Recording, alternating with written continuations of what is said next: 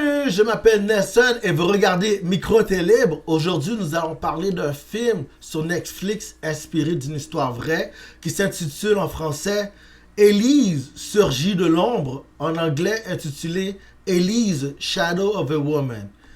Qui est Élise?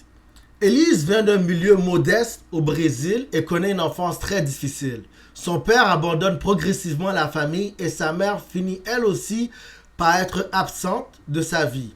Élise est notamment marquée par les violences qu'elle subit de la part de son beau-père. Ces expériences deviennent importantes pour comprendre sa personnalité adulte. Elle développe une peur très forte de l'abandon et de perdre les personnes auxquelles elle s'attache. Elle quitte finalement son milieu familial et part vivre à Sao Paulo. Elle a été souvent en présence de son beau-père qui est un prédateur sexuel qui lui fait subir toutes sortes d'attouchements et d'agressions X à un très jeune âge durant son enfance. Alors, Élise devient escorte à Sao Paulo. Élise travaille comme escorte dans une agence appelée VIP Class. C'est dans ce contexte qu'elle rencontre Marco Matsunaga, un homme extrêmement riche, héritier de l'empire alimentaire Yoki. Mais il y a immédiatement un problème. Marco est déjà marié et a une famille. Mais malgré cela, il commence une relation avec Élise. Marco lui promet qu'il va quitter sa femme et qu'ils pourront construire une véritable vie ensemble. Marco, lui, est d'origine japonaise. Alors, comme vous voyez, c'est un riche héritier homme d'affaires. Marco commence à séduire Élise avec l'argent. Marco possède énormément de moyens financiers. Il lui offre notamment à Élise des cadeaux coûteux et lui donne une voiture. Cette voiture va jouer un rôle très important durant le film. Il lui fait croire qu'elle est différente des autres femmes et qu'il veut véritablement construire une famille avec elle. Marco, pour beaucoup de personnes, c'est ce qu'on qualifierait d'un trick. Il est un trick. Mais comme on dit, that ain't tricking if you got it. Pour Élise, Marco représente quelque chose qu'elle n'a jamais vraiment eu. Sécurité, argent, amour et stabilité. Elle tombe donc profondément amoureuse de lui.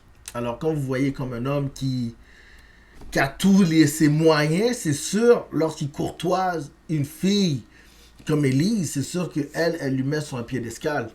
Marco quitte finalement sa femme. Marco finit effectivement par se séparer de sa première épouse. Il demande ensuite Élise en mariage. Le couple commence alors une nouvelle vie ensemble.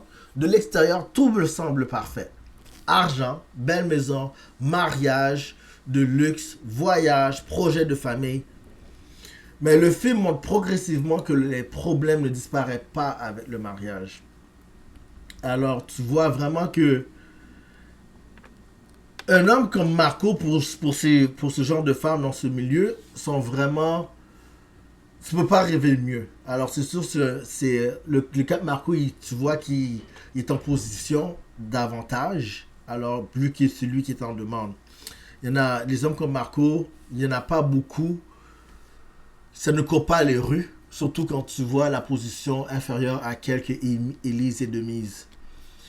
Élise commence à découvrir la vraie personnalité de Marco. Un élément très important apparaît. Marco est infidèle. Élise commence à comprendre que l'homme qui lui avait promis une relation exclusive continue de fréquenter d'autres femmes. Et le problème est particulièrement douloureux parce que Marco avait rencontré Élise alors qu'il était lui-même marié autrement. Autrement dit, Élise commence à comprendre que le comportement qui avait permis à leur propre relation de commencer pourrait maintenant se reproduire contre elle. Il y a une expression que j'ai souvent utilisée que j'utilise encore souvent. Je dis toujours, la manière comment tu l'obtiens, c'est la même manière que tu le perdras. C'est comme j'ai fait une traduction anglaise. The same way you got it is the same way you're gonna lose them. C'est ça. 6. Les problèmes de fertilité. Le couple souhaite avoir un enfant, mais Élise éprouve des difficultés à tomber enceinte. Elle commence alors à subir de différents traitements et d'examens. Cette période devient très difficile psychologiquement pour elle. Elle veut absolument devenir mère. Et lorsqu'elle finit par tomber enceinte, cette grossesse devient extrêmement importante dans sa vie. Vous savez, là, surtout quand tu as la misère à avoir un enfant, et puis tu dois avoir des recours à l'extérieur, des recours pour quelque chose qui devrait être naturel, tu dois avoir des recours par la science ou par la progression technologique pour que ça soit par in vitro ou l'insémination artificielle. Et durant le film, tu vois qu'elle est vraiment stressée. Puis il y a une pression parce que lorsque Marco présente Élise à sa famille, tu sais, sa famille, déjà là, Élise, elle avait déjà, durant le mariage, durant que la présentation, elle connaissait certains clients qu'elle fréquentait justement dans le bordel, où est-ce qu'elle a connu Marco. Puis certains de ces clients-là, tu sais, elle reconnaît quelques-uns d'entre eux. Puis t'as la mère de Marco, la génitrice de Marco, qui demande à Élise, mais ils veulent avoir un enfant, tu sais, c'est comme vous allez aller accoupler d'un enfant parce qu'elles veulent devenir des grands-mères, aussi deux grands-mères de cette union. Alors, tu vois, tu as cette pression sociale que là, en tant que femme, tu te sens vraiment réduit parce que tu sens que pour ce genre de femme, tu sens que tu n'es pas vraiment une femme si tu n'arrives pas à procréer, à mettre au monde. Alors, c'est vraiment un calvaire psychologique à vivre. Hein. Tu vois cette pression, puis tu te sens mal. Puis ça, au moment que, finalement, quand tu arrives à donner la vie, je dis pas que tu es plus attaché qu'une femme qui l'aurait fait naturellement, mais tu vois l'effort que tu as mis derrière pour accoucher, pour mettre au monde un enfant. Tu es comme si, selon elle, comment je le perçois, tu es comme 10 fois ou multipliément ou plus encore attaché à cette progéniture. La naissance de leur fille, Élise donne naissance à une petite fille. Pour elle, cet enfant représente énormément. Elle veut offrir à sa fille ce qu'elle n'a même pas eu durant son enfance. Une famille stable et un père présent. Mais paradoxalement, c'est aussi cet enfant qui viendra plus tard le centre de la peur d'Élise. Elle veut offrir le meilleur. Elle a perdu son père à un jeune âge. Elle a vécu des agressions de la part de son beau-père. Mais tu sais, ce qui forme de nous un adulte, c'est vraiment à l'origine ce qu'on a vécu comme enfant, durant notre enfance. Tu sais, il n'y a pas de livre, il n'y a pas de manière directe pour devenir le meilleur parent. Tout ce que tu peux faire, c'est éviter de reproduire ce qui t'a rendu malade. Éviter de reproduire ce que tes parents ont fait de mal. C'est ce que tu peux faire. Tu peux essayer de l'éviter, ou sinon, tu peux essayer même le reproduire inconsciemment. Mais elle, Élise, elle a pris la décision d'éviter de reproduire. Alors, tu vois, c'est quelque chose qu'elle a vécu, qui était très douloureuse dans son enfance. Elle veut protéger sa fille contre ces calvaires, justement, contre cet environnement de... C'est souffrant, hein, ça peut être douloureux. Souvent que l'enfant, c'est précieux. Hein. L'enfance, durant une vie, tu réalises que c'est une courte période. Parce que ta vie adulte, elle dure pour toujours, dans un sens. Mais ta vie d'enfance est courte, est d'une courte durée. Alors, c'est précieux. Hein? Élise découvre que les infidélités de Marco, avec le temps, Élise devient de plus en plus méfiante. Elle regarde notamment l'ordinateur de Marco. Elle découvre des communications avec différentes femmes. Elle comprend quelque chose de très important. Marco, là, il y a un problème. Il y a un problème de dépendance affective, mais pas juste de ça. Marco a une dépendance sexuelle. Il est accro. Alors, il faut que tu reconnaisses le gars, ton conjoint, il est accro. Il est instable psychologiquement à ce niveau-là. Alors, c'est difficile hein, pour une femme. Surtout, c'est comme... Il faudrait à Marco, là, qui genre dans un centre de désintox, qui aille se faire soigner. Parce que c'est une maladie mentale qui a Marco. C'est clairement une maladie mentale. Puis pour soigner quelqu'un qui vit une maladie mentale, t'as besoin d'aide des experts. T'as besoin d'experts. Il y a besoin d'aide de professionnels pour l'aider à le soigner. Parce que Élise, à elle seule, elle ne pourra pas arriver à le soigner. Puis aussi, pour que Marco se fasse soigner, il y a besoin de la volonté de se faire soigner. Mais Marco, ce qu'il fait, il fait la projection. Et elle est méfiante, elle fouille dans ses affaires, mais Marco, il projette le fait que c'est elle qui a quelque chose de croche. c'est elle qui est pas correcte, que c'est elle qui est folle dans un sens. Mais durant le film, tu comprends clairement que lui aussi a un problème. Je dis pas qu'Élise a pas de problème, mais qu'est-ce que je dis carrément? Qu'elle n'est pas la seule à avoir un problème. C'est ce que j'affirme. Marco continue de fréquenter des escortes alors qu'il est marié avec elle. Pour Élise, c'est une énorme trahison. Elle confronte Marco. La dispute devient particulièrement violente sur le plan verbal. Marco lui rappelle notamment son propre passé d'escorte et lui fait comprendre qu'il considère son passé comme quelque chose qui pourrait être utilisé contre elle. Il le rabaisse constamment. Il lui rappelle que tu es juste une escorte dans des mots comme polis. Parce que Marco lui dit carrément que c'est une S-A-L-E-O-P-E en plein visage. Élise devient obsédée par la possibilité de perdre sa fille. C'est probablement le point psychologique le plus important du film. Élise commence à avoir peur que Marcos la quitte. Mais elle ne craint pas seulement de perdre son mari, elle craint surtout, et si Marcos obtenait la garde de notre fille, son passé d'escorte pourrait être utilisé contre elle devant un tribunal. Elle pense donc que Marco possède un énorme avantage. Il est riche, il possède une grande influence, il a une famille puissante, elle vient d'un milieu beaucoup plus modeste, son passé professionnel pourrait être utilisé contre elle, et sa peur devient progressivement obsessionnelle.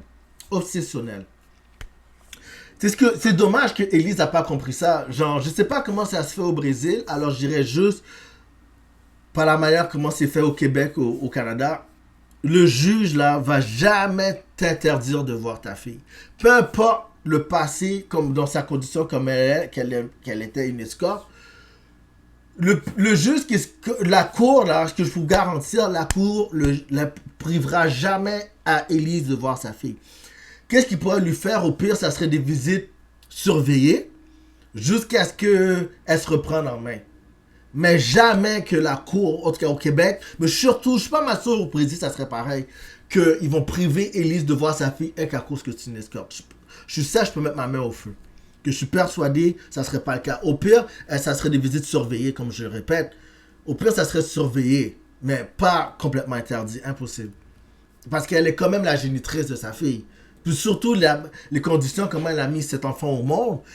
Au tribunal, elle va le dire comment elle a mis cet enfant au monde, le recours qu'elle a dû faire face pour avoir sur cet enfant. So, c'est sûr, cet aspect émotionnel et cet aspect cet attachement, c'est sûr qu'ils vont en tenir compte au tribunal. So, c'est dommage qu'elle n'a pas réalisé.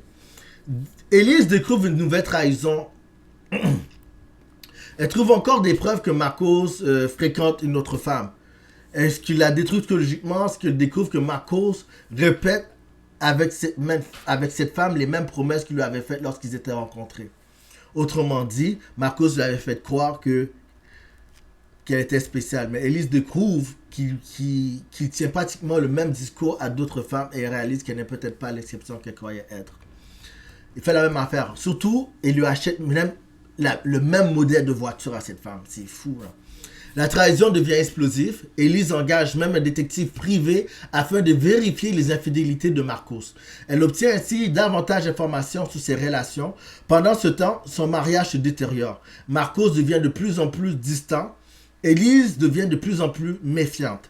Et son traumatisme d'enfance revient constamment dans son comportement.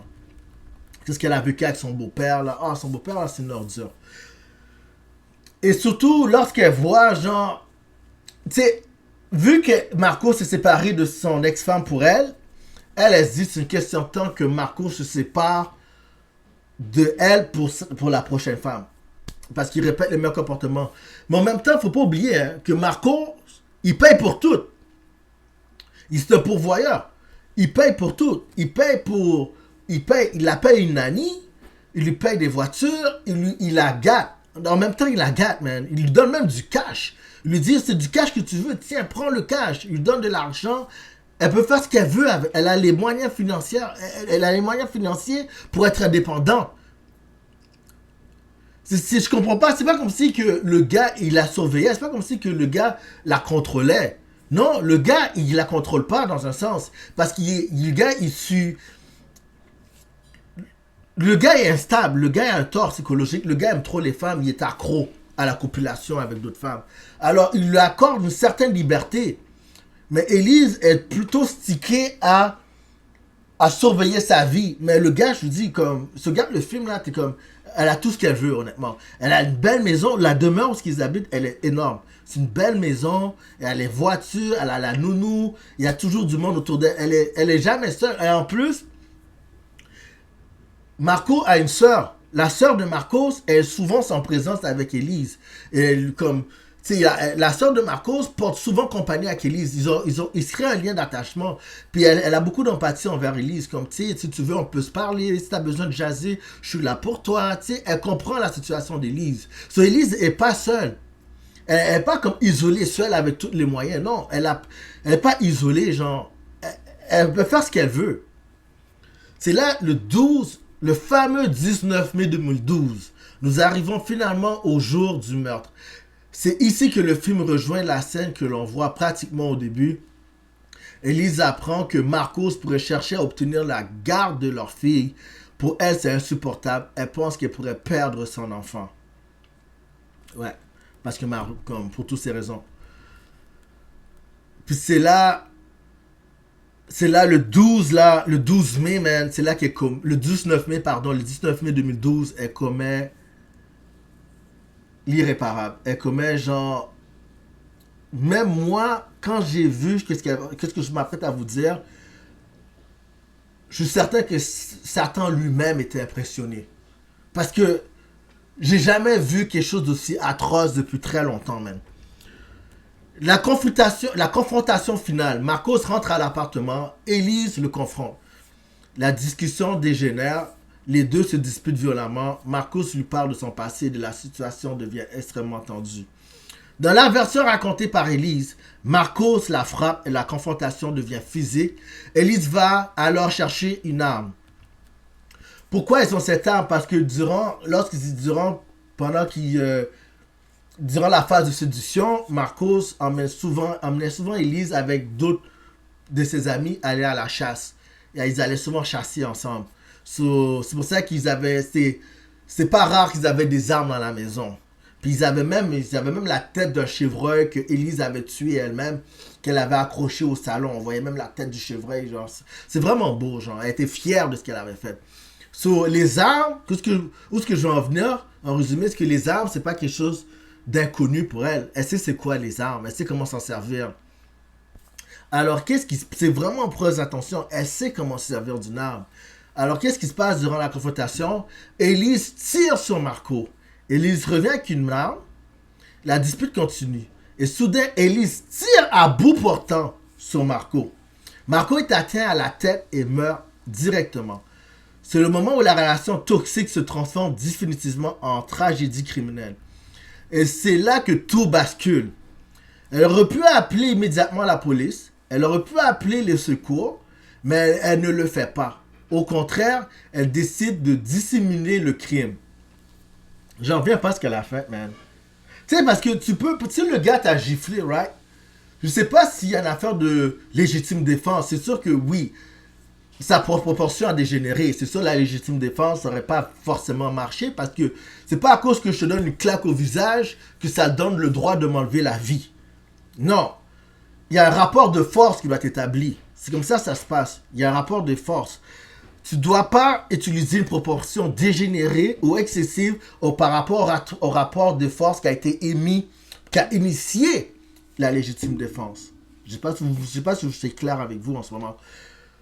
Si je te gifle, maximum que tu peux faire, c'est peut-être me donner un coup de poing ou je te gifle, tu donnes un coup de poing ou tu essaies de me maîtriser au sol, ça serait legit. Ou pas genre je te gifle, puis tu vas chercher un couteau, tu me poignardes. Non, le rapport de force n'a pas été respecté là. C'est vraiment... Il y a toute une science derrière tout ça. C'est là que tout bascule. Ok? Et c'est extrêmement important à comprendre la suite. Même si le film présente le meurtre comme une explosion émotionnelle, les événements qui suivent nécessitent une série de décisions conscientes.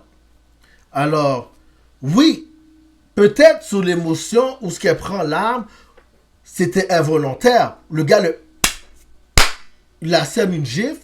Là, involontairement, elle prend une arme, puis bang, elle commet l'irréparable. Mais ce qui suit, c'est prémédité par contre. C'est là que ça va changer le jugement contre Élise. Qu'est-ce qu'elle fait d'abord? Élise, elle démembre le corps de Marco et décapite sa tête. Élise décide de découper le corps de Marco. Elle divise en plusieurs morceaux, pour être précis, 7 morceaux selon le récit du film, puis place les restes dans des sacs et des valises. Cette partie est particulièrement macabre parce que le film ne présente pas seulement le meurtre, il montre également le processus de dissimulation. La nounou arrive.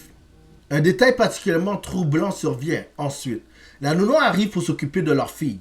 Pendant qu'Élise est encore en train de gérer les conséquences du meurtre, elle doit continuer à agir normalement devant la nounou. Elle confie sa fille à la nounou. Puis elle continue son plan. Cette juxtaposition entre la vie normale de l'enfant et le corps de Marcos caché dans ses valises est l'un des éléments les plus dérangeants du film. Elle prépare les valises. Élise met les restes de Marco dans plusieurs valises. Elle quitte ensuite l'appartement. Elle tente de se comporter normalement pour ne pas éveiller les soupçons. Elle finit par prendre la même voiture que Marco lui a offert en cadeau. Elle se dirige vers les environs de Cosia, à l'extérieur de Sao Paulo. Elle abandonne les restes. Élise conduit sous la pluie. Elle abandonne les valises contenant les restes de Marco dans différentes zones. Elle tente ainsi de faire disparaître les preuves, mais son plan n'est pas parfait. Des morceaux du corps sont finalement découverts. Et à un moment donné, il y a un barrage policier là, ok? Il y a un barrage policier qui apparaît, ok? Puis le policier dans le film, tu sens que, tu sais, il demande à Élise où est-ce que tu vas. Il cherche pas trop à garder le coffre parce qu'il dit juste à Élise, hey, en passant, dis à ton mari qu'il n'a pas payé les plaques parce que il y a du retard dans les plaques, mais il faut que tu avertiras ton mari de payer les plaques. Bref, mais ça, comme ça, il le laisse passer. Dans cet extrait du film, et ça permet à Élise de passer, genre, avec les valises, puis déposer les valises un peu partout, les éparpiller partout dans la province. Mais t'as l'impression que elle aurait pu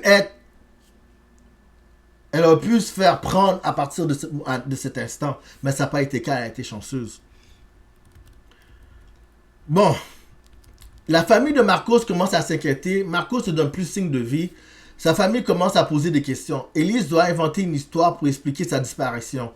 Elle tente de faire croire qu'il est simplement absent, mais les enquêteurs commencent progressivement à trouver des incohérences. Et pendant ce temps-là, là, comme je dis, la belle-sœur d'Élise, qui est la sœur de Marcos, elle parle avec Élise.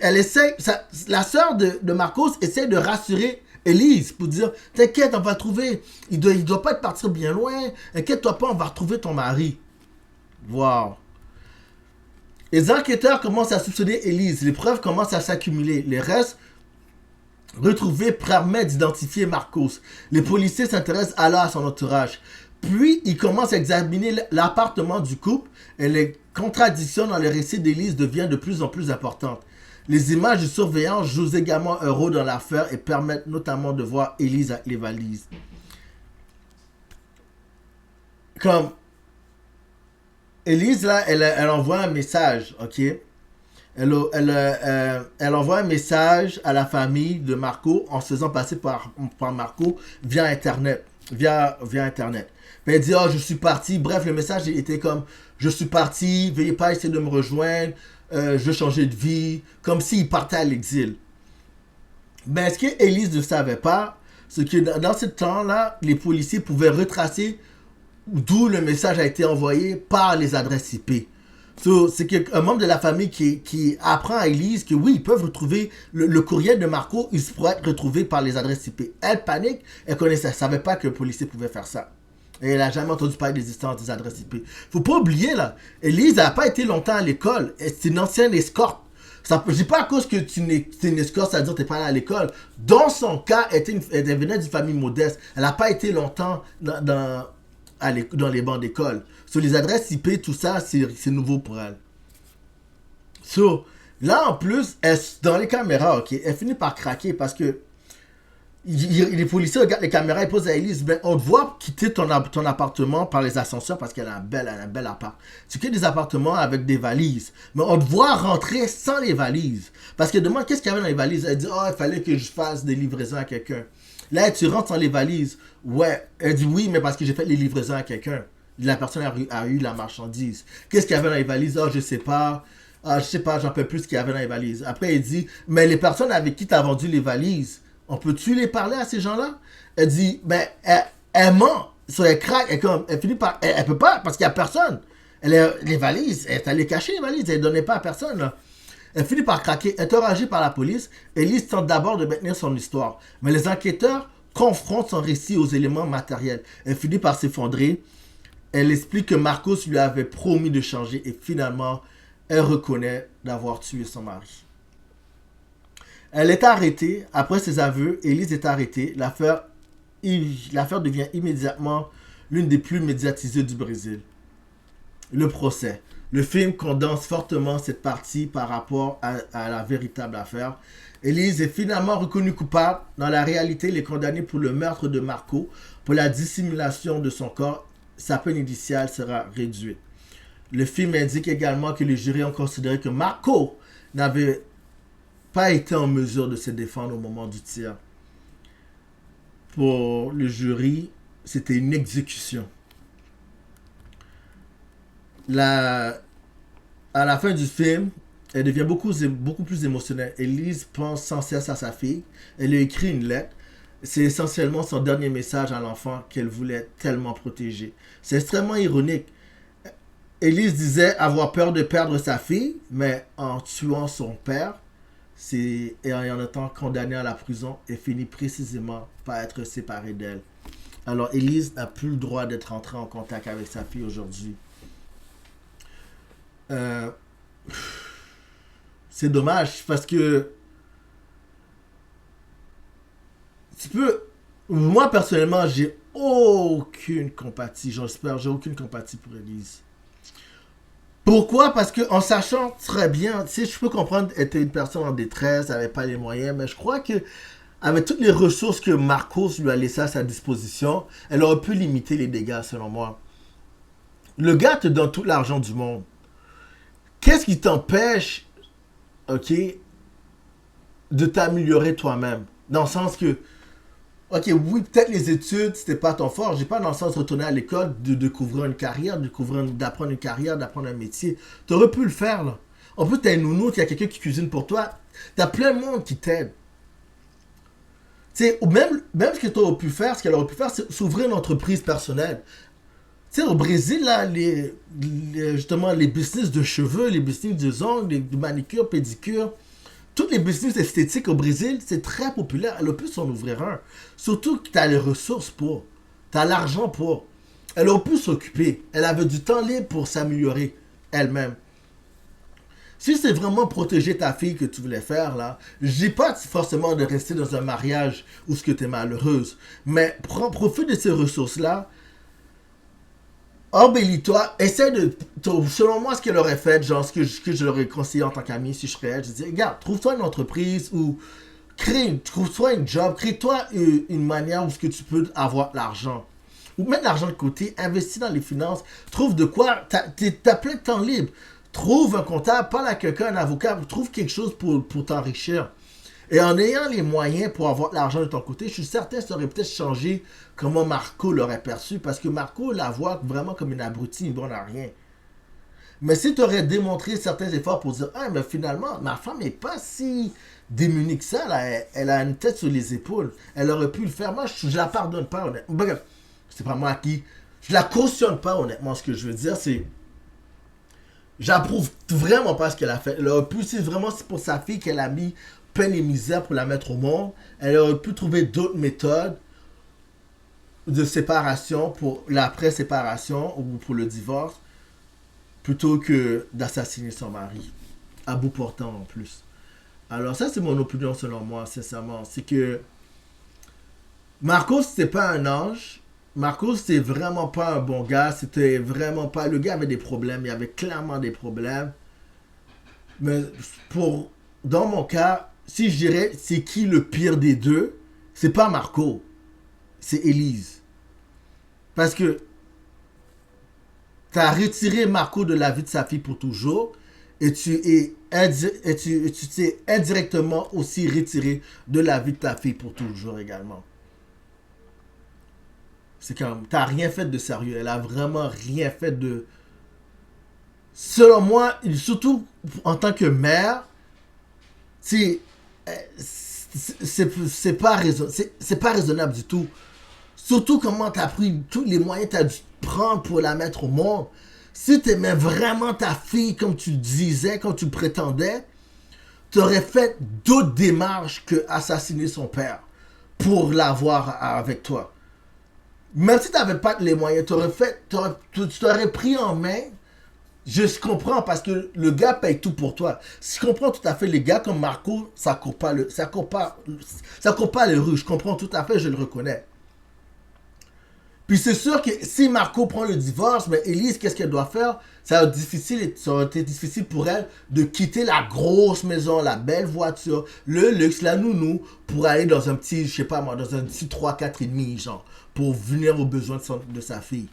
Parce que, puis peut-être sûrement, je sais pas, travailler, aller poinçonner pour un 9 à 5, trouver une job de bureau, surtout qu'elle a pas, elle n'a pas vraiment de diplôme, elle n'a pas vraiment de suivi professionnel. Et puis tu sais, à l'âge qu'elle était rendue, retourner dans le bordel, tu sais, c'est pas plaisant non plus, retourner en arrière. So, je peux comprendre aussi le fait de retourner en arrière, puis trouver un emploi ou trouver un moyen pour souvenir aux besoins de sa fille, puis quitter la vie luxe qu'elle s'était accommodée, la vie luxe qu'elle s'était bien installée, ça a été très très difficile pour elle. Je la comprends, ça a été très difficile pour elle. Mais ça n'excuse pas qu'elle ait pris, qu'elle a dû tuer Marco. Il n'y a rien qui justifie ça. Au pire, comme je dis, t'investis en toi, t'investis dans quelque chose. Si t'as vraiment si peur que ça de retourner en arrière, tu sais, surtout à quelques moments, elle revient voir sa mère, elle vient voir son beau-père, puis elle confronte son beau-père. Comme tu vois qu'elle revient en arrière à quelques reprises, tu sais. Puis, en tout cas, moi, en tout cas, c'est vraiment touchant comme film. Je trouve que c'est un bon film, ça vaut la peine d'écouter. Alors, moi, c'est tout pour moi. J'aimerais connaître votre opinion sur le film inspiré d'une histoire vraie, sur Élise. Alors, quelle est votre opinion? Qu'est-ce que vous avez vu, vous, sur le film en tant que tel? Alors, c'est tout pour moi. Alors, vous regardez Micro-T Libre. N'oubliez pas de liker, de commenter et de partager pour mes infos crédibles. Prenez soin de vous, mais peace.